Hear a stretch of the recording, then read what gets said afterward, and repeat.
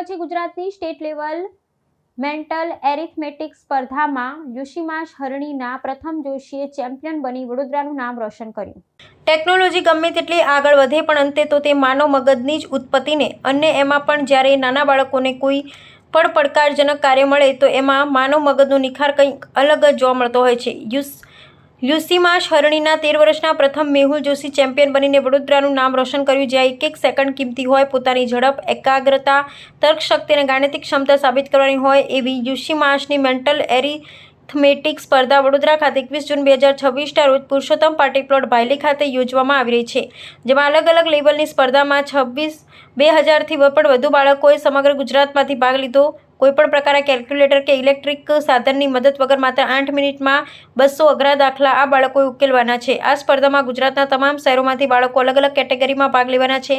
જેમાં પ્રથમ જોશીએ G3 કેટેગરીમાં ચેમ્પિયન બન્યો, જેને ફક્ત 8 જ મિનિટમાં પલક ઝબકાવતા દાખલા ગણી ચેમ્પિયન એવોર્ડ મેળવ્યો। પ્રથમ જોશીએ આના પહેલા પણ સ્ટેટ લેવલ, નેશનલ લેવલ અને ઇન્ટરનેશનલ પ્રતિયોગિતામાં ટ્રોફી મેળવી આપણા વડોદરાનું નામ રોશન કર્યું છે। વડોદરા ખાતે પંડિત દીનદયાળ ઓડિટોરિયમ ખાતે યુસીમાશ ઇન્ડિયાના CEO ડોક્ટર સ્નેહલ કારિયા તથા વડોદરાની સ્કૂલના પ્રિન્સિપાલ અને ટ્રસ્ટીઓના હસ્તે ટ્રોફી અને સર્ટિફિકેટ આપવામાં આવ્યા।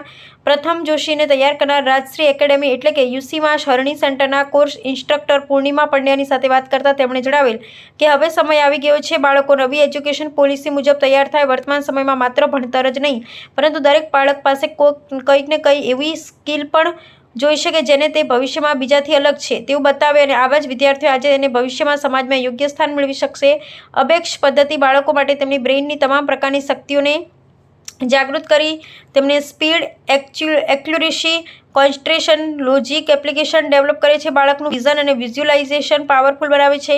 તમે કોઈપણ મોબાઈલ નંબર આપો ને તે તમને એક જ સેકન્ડમાં તેનો જવાબ આપી શકે છે તો અમુક બાળકો તો માત્ર 2 મિનિટમાં 100 ગુણાકાર, ભાગાકાર કરી બતાવે છે। યુસીમાશ મલેશિયાની કંપની છે। યુસીમાશના કેન્દ્રો 82 જેટલા વિદેશોમાં, 87 જેટલા રાજ્યમાં, આપણા ગુજરાતમાં લગભગ 250થી વધારે કેન્દ્રો અને આપણા વડોદરામાં 33 કેન્દ્રો ચાલી રહ્યા છે, જેમાં લગભગ 3 લાખ કરતાં વધુ બાળકો આ કેન્દ્રોમાં અભ્યાસ કરી રહ્યા છે। 4 થી 13 વર્ષના બાળકો માટે મગજના સર્વાંગી વિકાસ માટેના કાર્યક્રમ છે, જેમાં બાળકોમાં લેખન પદ્ધતિ, સાંભળવાની ક્ષમતા, એકાગ્રતા, confidence, recalling speed, time management વગેરે જેવા મહાતવાના ફાયદાઓ થાય છે।